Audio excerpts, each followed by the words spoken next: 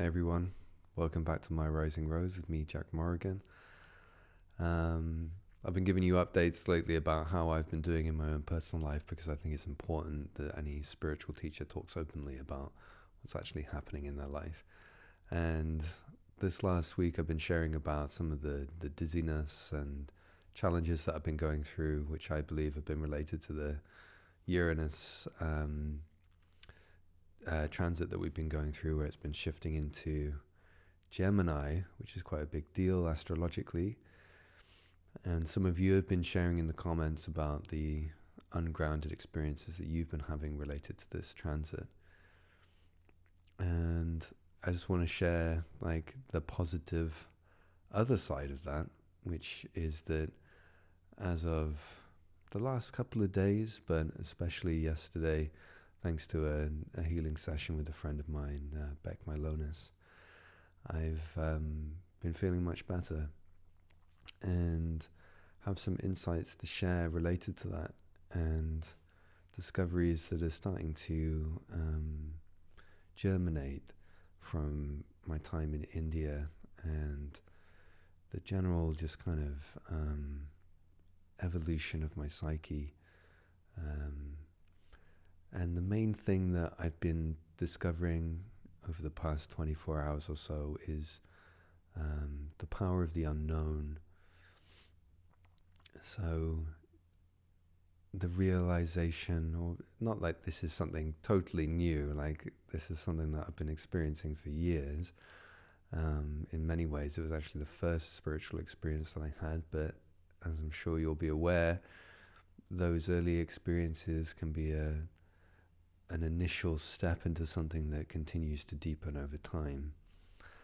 And what I've been discovering over the last 24 hours or so is like a kind of love or wonder for the mystery of the unknown. But what I mean by that is really, it's like my mind is just kind of turned toward the present moment itself once again. You know, I began this conversation here by talking about transits, and I think our life kind of moves through these transits where our attention kind of moves towards one thing and then away and then towards something else. And I think our spiritual life can be like that. Like we kind of transit through different dimensions of spirituality, whether that be toward the transcendent dimension of the present moment, or the level of absolute unknowing, or we may transit toward the level of interdimensional contact with various different beings of our own cosmic self, or we may go more into integrating that into our everyday life and just functioning better as a human being. You know, our attention can shift, our attention can transit, much like the planets transit through astrology. And for me, I'm transiting toward the unknown. What do I mean by that? Well, I mean the unknowing of my own being. So my mind is turning toward my own presence, my own being, and being quite comfortable there and quite happy there. And some of the things that have sort of dropped in related to that, and let me just describe what I mean by unknowing for a second, because that can be a really confusing phrase. What I'm saying is that my mind is turning towards an aspect of myself that cannot be known in a conceptual sense.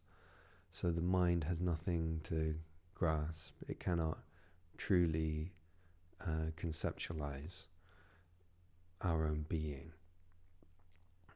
It just is not able to do that because our own being is not conceptual. And what it does when our mind turns towards our being is the ever kind of turbulent process of conceptualizing, which our mind goes through constantly. It's always conceptualizing things, turning things into concepts, things that can be known and manipulated by itself. That's kind of what the mind does, right? It conceptualizes and creates change. But I'm not talking about that level of ourselves. Most people only ever identify with that level of themselves. But there's another layer of ourself, which is non-conceptual being. And that's what I'm talking about by unknowing. It cannot be known on a conceptual level. Now, that doesn't mean that it isn't anything. Some people talk about emptiness, and they're pointing to the same thing that I'm talking about. And I believe that's because they're saying that it's empty of conceptual knowing. On the level of mind, there's nothing that it can attach to. So on the level of mind, in a sense, it's empty.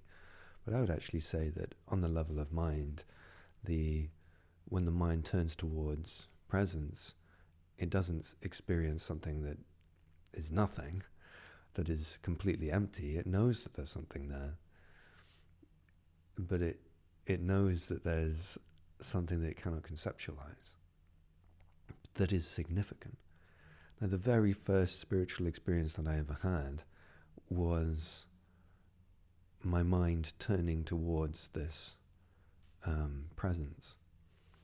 And I knew instantly, like even in the level of my mind, that I had found something very significant and important. And I was shocked that I'd never been taught about this. I'd been going through education for God knows how many years. And no one had ever told me about this. But there it was. So, and obviously it is still here and it hasn't changed at all. It's just the same thing. What's changed is my mind's kind of ability to be with it and kind of understanding of it, like a framework of understanding is built around it. But that same unknowing is there.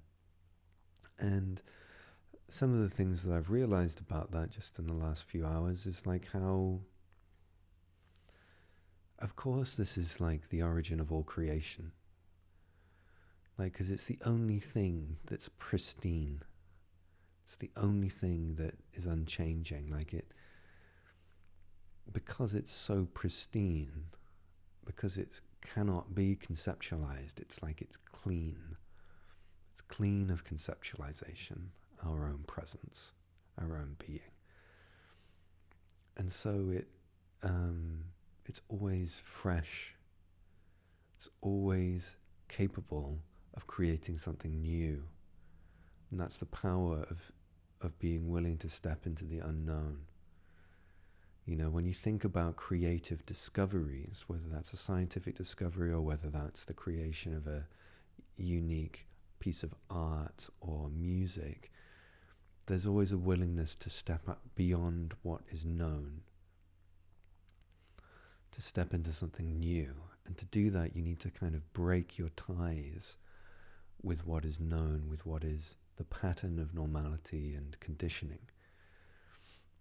And one way to do that, and I believe probably one way or another is the origin of all this creativity, is to really allow yourself to not know. And over these past 24 hours, but also a little longer really, it's been kind of coming through the last few days, is like a relief within me of just like accepting that I don't know. And realizing that a lot of the stress that I've been experiencing is actually from either conscious or subconscious beliefs and conditioning that I'm holding about myself and life. I've been in these like negative downward spirals, and if I can reflect on that, I can say things like, well, that's like a pattern of belief, a pattern of perceived knowing, like to believe that everything is doomed, life is terrible and everything's going to end badly, and things aren't going well, they're not going the way that I want, and this always happens to me, and blah, blah, blah, blah, blah, blah, blah, blah, blah. I'm not saying that I was literally having those as thoughts, but there's like a subtle, unconscious flow of belief existing within, for me, a lot of that's in my belly.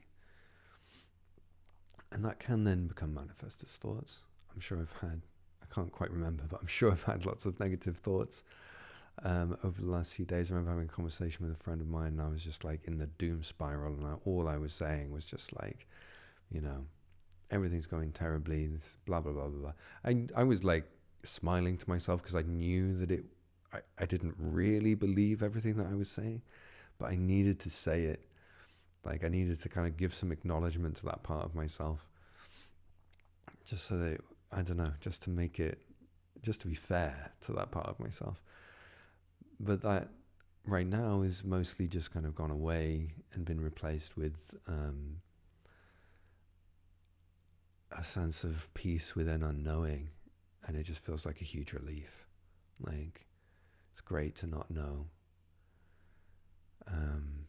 And then within that not knowing, anything can happen. It gives life the freedom to create when you step aside. And I think that's why I've heard all these different phrases related to this, but I think there was a Zen master once who said, get out of your own way.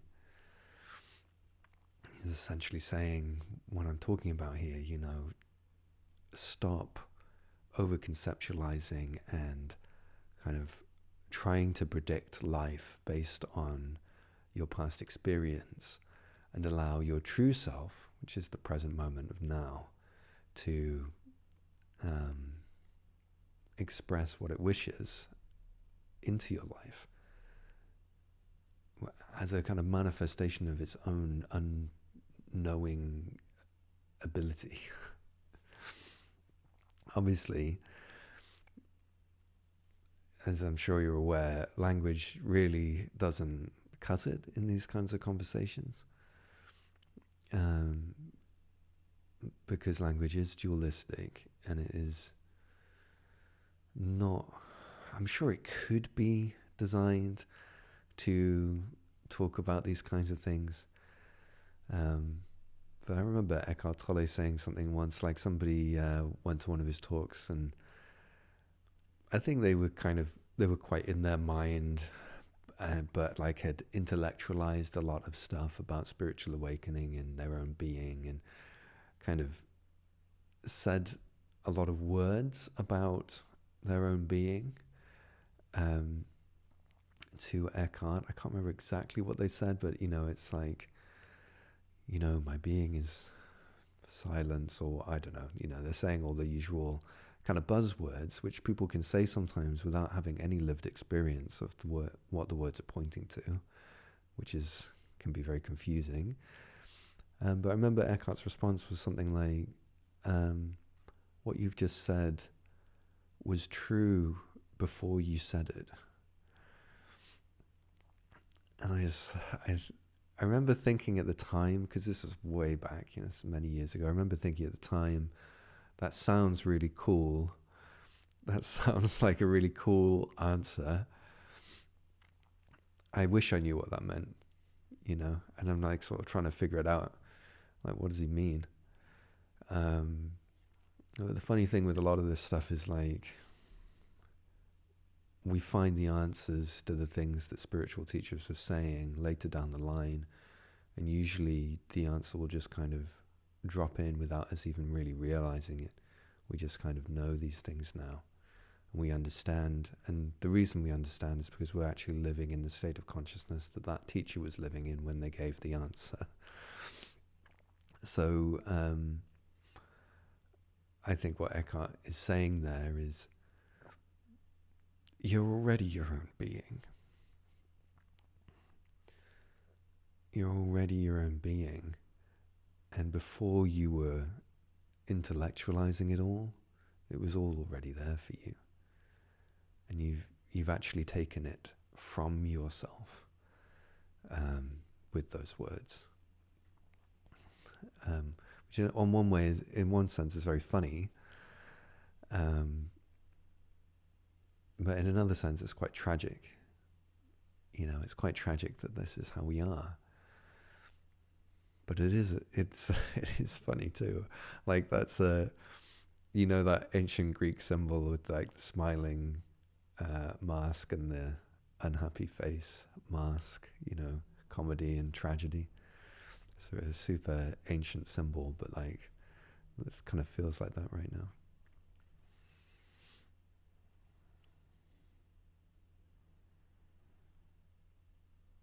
Like my original intention in doing this video was to channel one of the dragons, and I don't even know if I really want to right now. And I think part of it is just because we don't always need to be in connection with some higher spiritual being in order to have like a powerful and legitimate spiritual experience. Like what's shining through me right now, which the sensitive people among you will be able to feel, is the same spirit that shines through all of the dragons and goddesses. Like it's the knowing of our own spirit, which ironically is unknowable on the level of our mind, but can be felt. This phrase that came to me last night was something like,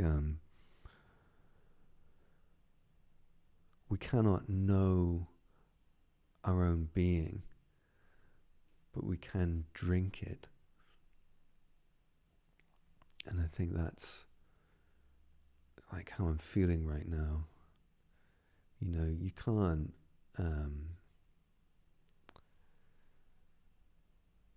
what I'm talking about is unknowable. I remember one of my teacher, Fran, her close friend, Ajashanti, they used to have lots of conversations talking about this stuff, and they would give talks together, public talks about this stuff. And I think backstage at one of those talks once, Ajashanti was joking with her and saying, like, we've made a career about speaking about something that cannot be spoken about. And I think it's funny, but obviously, the words do point to something, and the words really aren't that important. Like, what the sensitive among you will feel right now is that my own being, which is your being, there's this shining. It's this shining now, and even like beneath that shining is like a kind of solid silence. And we can just like be in that together. Like being in that together is all that's needed. And I think it's what the original meaning of the word satsang points to. If you're not aware, satsang is a word that people use a lot in the modern Western spiritual scene, in various different scenes. But I think it's a Sanskrit word, and it's like a spiritual gathering. So it's usually where there's a teacher and students. And that'll be called a satsang. And a lot of Western people have like taken on that phrase. If you go in the non-dual scene, you'll see a lot of people talking about that. But I suspect my intuition is my spidey senses are tingling and saying that that's actually pointing to our being together in being, choosing to be together in being. And maybe there's one person who's leading that, the teacher, but really everyone is there in being. And they're all kind of coming back to the remembrance of their own being. We all right now are all coming back to the remembrance of our own being, much like the fire growing inside of a campfire as it spreads through logs. And because this is ultimately a non-conceptual and non-conceptual thing, it can just like spread like by osmosis or by like the movement of a fire across a log. And I remember, I don't know why I'm feeling so what's the word, like reminiscent, you know, like why I'm reflecting so much on the past, but for some reason I am. And I remember, I guess it's because like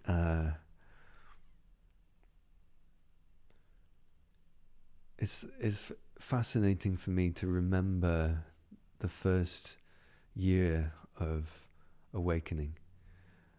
And I guess it's coming to me in part like because for some of you, you'll be going through this time right now. And for others of you, maybe it's nice also to reflect on that first year. But I just remember it because I like wasn't spiritual at all. Like I had no interest in it. I thought it was for lunatics, to be completely honest with you. I just thought like that's nonsense. Didn't give it any time other than to mock it if it came my way, and then just like, you know, go back to science and philosophy.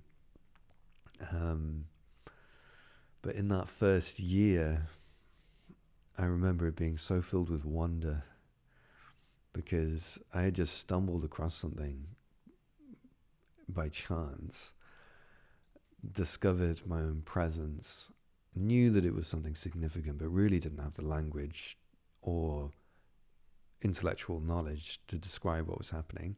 And despite everything that I'm saying here today, intellectual language and knowledge is important and does give a framework for our psyches that can really help us to integrate these awakenings that come to us. However, it was just such a wonderful thing to have discovered something so brand new and pristine and so important, and to have found this new direction in life where I knew that if I just gave this thing my attention, my life would improve. I didn't know that it would also involve going through like the dark night of the soul and lots of really challenging experiences. And I think maybe if I'd known that, maybe I would have pushed it aside. But reflecting on it all now, I can see how all of that, even the difficult parts of awakening that have been in my past and that will inevitably be in my future as well, they're all necessary and fine. So I guess I just remember watching a lot of videos on YouTube, which is why it kind of lights up my heart at the thought of some of you being in the position that I was in like 12 years ago, and that I get to play a part in supporting you through your awakening. That gives me enormous joy.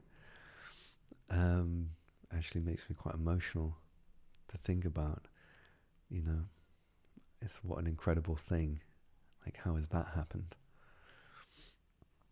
But I remember that time, and I remember just kind of wanting to consume so much knowledge about what spirituality was, and of course, like not having much discernment in doing that. So consuming from people who I would now reflect upon as like not the best teachers, but also some great teachers, and coming across many phrases and many stories that are talking about spiritual awakening that sounded really wonderful and interesting, and there was like something in me that kind of knew what was going on there, but couldn't quite understand. It's like it was on the tip of my tongue, you know. It's like, that sounds really cool and interesting. I wish I knew what that meant. Or I remember reading this book about Tibetan Tantra, and like the author's describing all these different knots that exist inside of the body. And I remember I just had to close the book and like put it away, because I was like, I don't know what the hell this person's talking about. Like, I don't know like go into your heart and feel the first heart knot at this position and blah blah blah. It was very, very, descriptive. But then, like, I don't know, maybe a year after that, like, I first started having real bodily awareness. Like, my mind and the awareness that had been awakened in my mind started to distill itself into my body. And at first I would feel like these movements in my body, like it felt like air moving through my arm. And I was just like, what is that? And then as that kind of evolved, I became aware of knots and blockages in my body and realized that they actually corresponded with what this guy had been talking about in this book on Tantra. And it's like, isn't that a wonderful thing that we can begin this awakening and things seem so mysterious and out of reach, and then almost miraculously the awareness dawns in many ways beyond our will, beyond our personal will, like the rising of the sun. It just dawns, and then we have these experiences that lead to us just knowing what these things we were struggling to understand mean.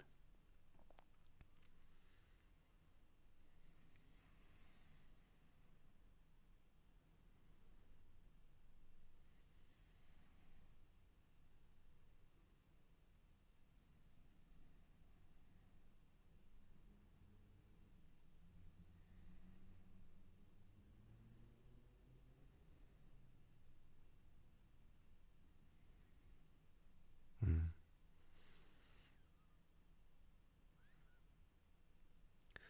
I was just tuning in with myself for a second, and yesterday in the healing session that I was receiving, a part of it was about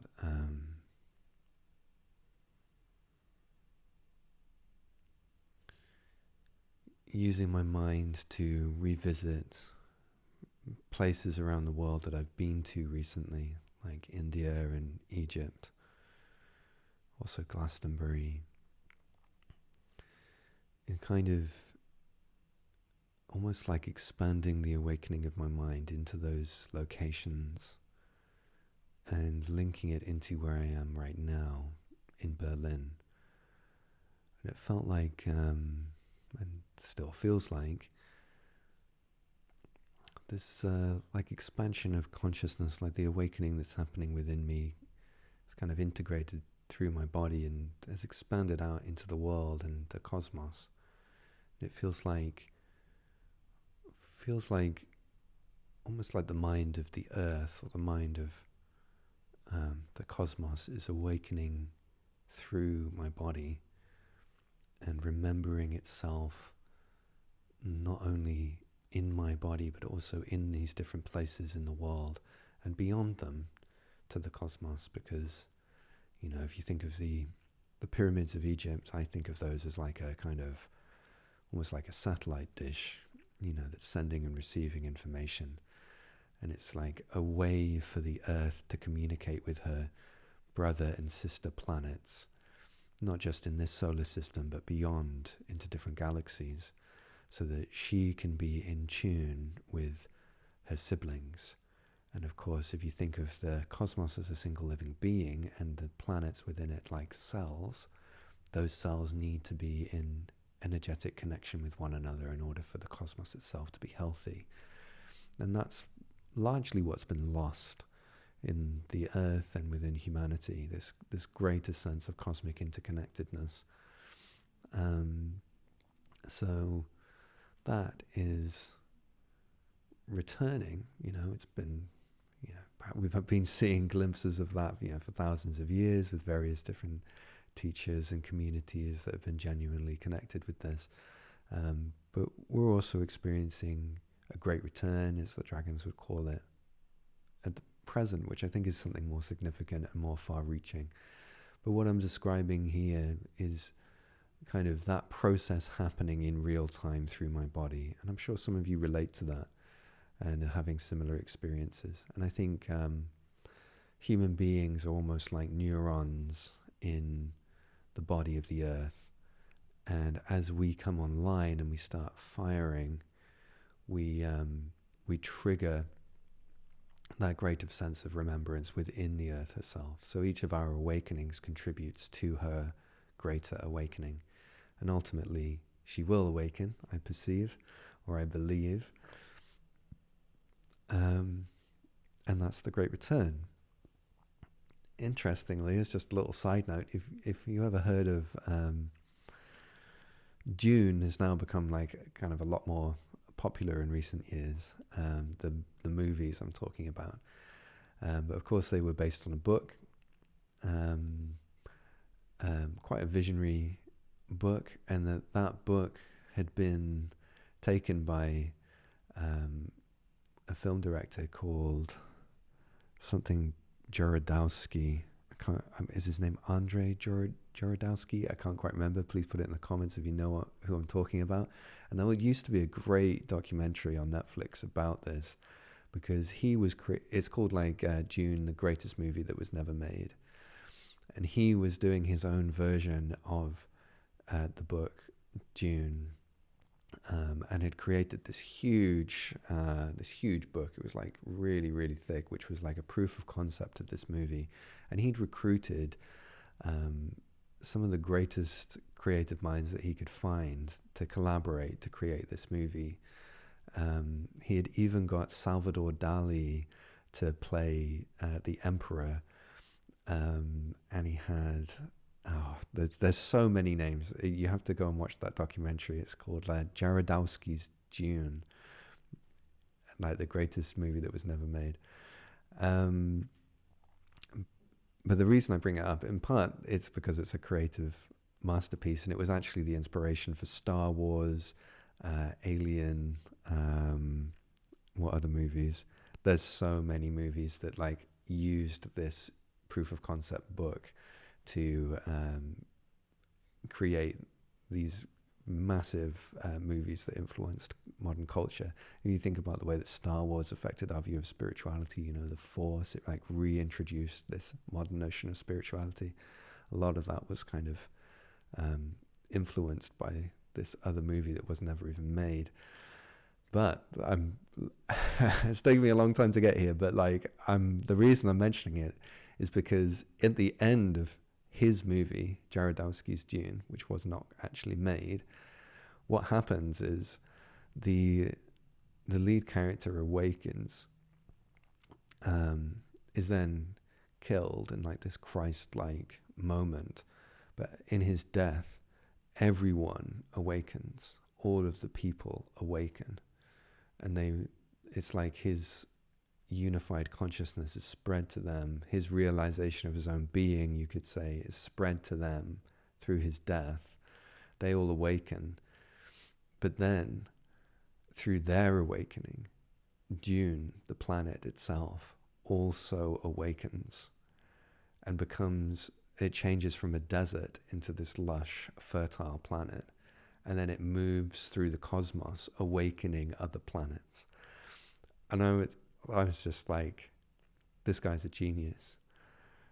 This guy is clearly tapped into something real and has an understanding of life and spirituality beyond what almost anyone talks about. And whether that was just a sudden insight that came to him and he's not really established in that. I'm not trying to say that he's like some sort of fully enlightened whatever. But maybe that was just like a moment of insight that came to him, or maybe he has a really deep understanding of that. I don't know. I don't know him. But the point that I'm making is that I think that's where we're headed.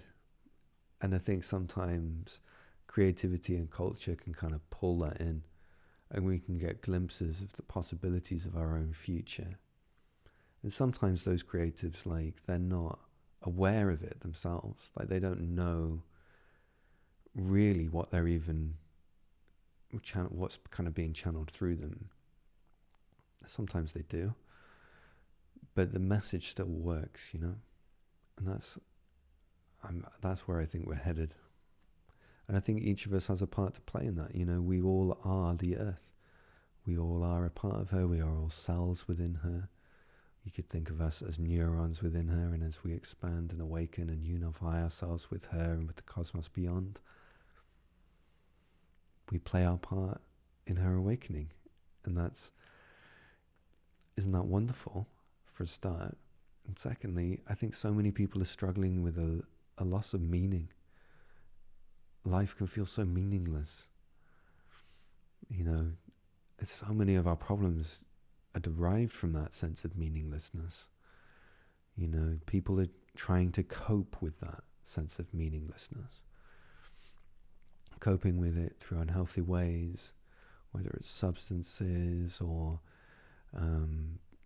greed and power over others. I think that kind of fundamental sense of meaninglessness is like this kind of ache that we're seeking to end, or a thirst that we're seeking to quench. But what's more meaningful than being like a significant contributor in the awakening of something as magnificent as our earth? And what does that mean in the context of the cosmos as a whole? Like sometimes I can picture it like the earth at the moment is sort of like, it's almost like a note that's out of tune in a cosmic symphony, and the cosmos is like an orchestra at the beginning when they're all tuning themselves, they're making this strange sound and they're all just kind of trying to tune each other in. They're trying to get in tune. Everyone wants to be in tune.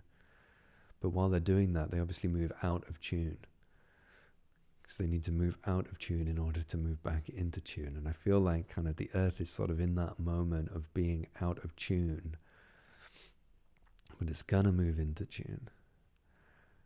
It's gonna move into harmony with itself and with those other cosmic players, those other planets and stars in our cosmos.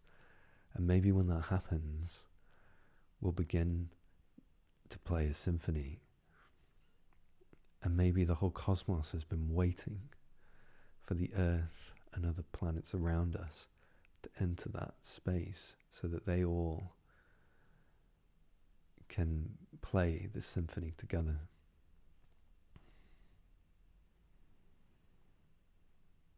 But those are all just ideas, right? And I'm not holding them too tightly. Like, if everything I just said was wrong, that's fine. I'm quite happy resting in the unknowing of my own being. And that's where my mind's returning to. So if you find yourself clinging a little tightly to any of the things I'm saying, or pushing it away, you might really not like what I'm saying. That's fine. But maybe whether you really like it or you really don't like it, maybe it'd be nicer just to hold it very softly, or maybe even just let go of it entirely and just enjoy not knowing. You don't have to know. And then in the absence of knowing, anything is possible. Anything can be born into your life. And in fact, life itself can manifest enormous potentials through you in that space.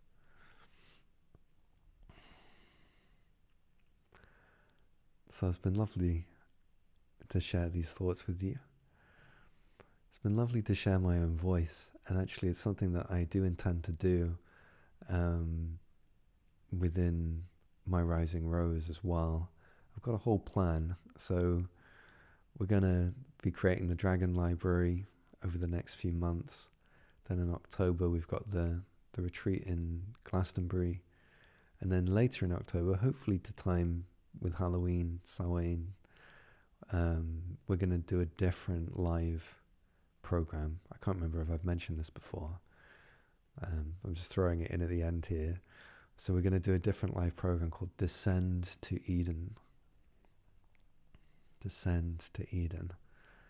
And that is similar to what we've been doing in Dragon Medicine Live. The same kind of setup, but we're doing it with the enlightened goddesses of the dark.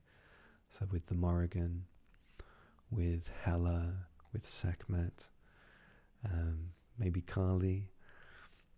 Some combination of those four, I expect, since they're the ones who are closest to me. And I've been going through their initiations, for somewhere between 8 and 10 years, I would say. And so I can help take other people through those initiations. I can help take you through those initiations. And really the main focus of that will be on shadow work, and I think that's something that for me is really probably my strongest quality, and it's something that some people have commented on in their testimonials for Dragon Medicine. So this is going to be really more directly aimed at that, but how to kind of integrate your shadow, how to discover the depths of the underworld, and to stop fearing the underworld. And maybe not entirely, but like for the most part, so that it feels more like a second home rather than something that you're always trying to run away from, So that's what we're doing this year. And then next year, at some point, we're going to return to Dragon Medicine Live. Or we're going to start a program that's been in the back of my mind, kind of on the tip of my tongue since I started my Rising Rose, really. And it's called Elemental Awakenings. Elemental Awakenings. And sometimes you've probably heard me talk about the elements in relation to spirituality, and see me in the comments writing about it as well to help answer people's questions. But I've had a lot of insights that use the elements to help frame spirituality in ways that can really crack things open for me. It's made it a lot easier, this way of seeing spirituality. This elemental awakening view is like, in my opinion, it's more whole, takes into account a lot of differences, and helps to explain a lot of confusing elements. Oops, but no pun intended. A lot of confusing elements within modern spirituality. And I've wanted to kind of put that into something more solid. So that's the aim, either next year or the year after, is to do that. To start by going through it live with a group of people, and then to create another library to complement the Dragon Medicine library, where pre-recorded courses will be, so that anyone can learn about it at any time. So that's the plan at the moment. I mean, that's not absolutely set in stone. That's just kind of the way that the inspiration is flowing to me right now. Maybe that's going to change. But what isn't going to change is the plans for the moment with the Dragon Library and the retreat in October. Those are set in stone, and will be continuing to evolve over time. So it's an exciting time for my Rising Rose, and for me personally. I feel like many, I've spent this video, thank you if you're still with me here, making my voice hoarse. I've been talking so much. I've been reflecting a lot on the beginning of my own spiritual awakening and what it was like back then. And I think even very, very early on, I felt like I was destined to become a spiritual teacher and to share this knowledge. And when I first connected with my guides, they would have me kind of go through everything, like remember everything that's happened. And I remember writing it all down chronologically, because they were like, you're going to need to know this stuff because you're going to have to tell it to people at some point. Like you need to remember the details. And it's like, okay, writing it all down. I thought maybe, is this like some sort of spiritual ego delusions of grandeur thing? That was me doubting myself. But really, I deep down, I think I knew I was always supposed to become a spiritual teacher and sharing this, and that's certainly the way it's played out, as you're aware. So it's just wonderful to be here doing this, and for that calling of my heart to have become a reality. And I want that for more people. Not to say that everybody needs to be a spiritual teacher. I actually think that the majority of people who are having spiritual awakenings aren't meant to be spiritual teachers. I've met lots of people who are super evolved and have absolutely no interest in becoming a spiritual teacher. And I think that's great. It's refreshing. And I think there's a lot of people who are putting themselves forward as spiritual teachers who honestly should not be doing it. Maybe that's not their call in life, or they need to clean themselves up a bit before that. But this is the way that things are. This is how everything is. And I'm fine with it. So thank you for being here. Thank you for staying till the end. I'll be doing some more channeling videos with the dragons at some point, I'm sure. There's the golden dragon, Tai Xuan. It's been so long since I've channeled her, I've forgotten her name. I have a feeling she wants to come through, and that's who I was originally going to channel today.